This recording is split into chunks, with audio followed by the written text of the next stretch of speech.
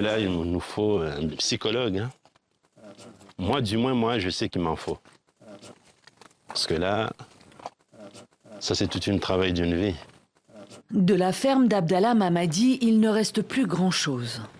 Avant, ici, il y avait 11 000 poules pondeuses. En quelques minutes, le cyclone Chido a tout dévasté. Tout est parti en fumée.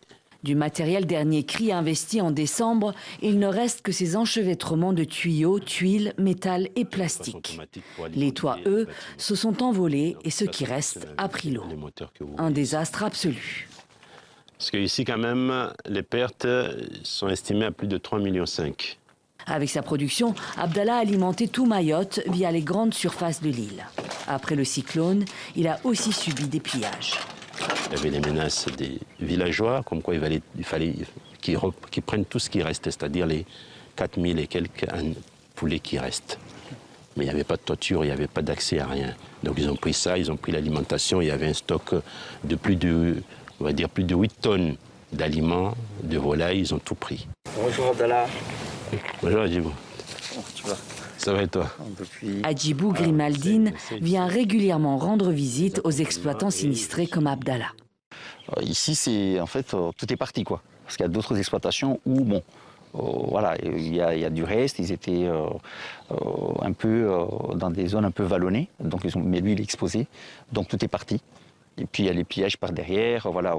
Quand j'étais la première visite avec lui, on voyait encore des gens en train de prendre des choses et tout. Mais voilà.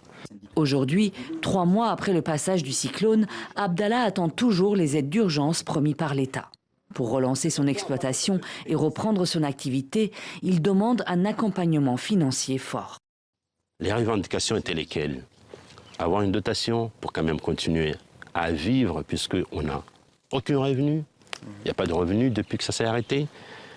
Et demander à ce que les animaux, c'est-à-dire tout ce qui était touché, tout ce qui était importé, soit quand même remboursé. Et que le gouvernement, le conseil départemental, nous accompagne à reconstruire tout ce qui est tombé, soit reconstruit. L'enveloppe budgétaire pour l'aide d'urgence destinée aux agriculteurs à Mayotte est de 15 millions d'euros.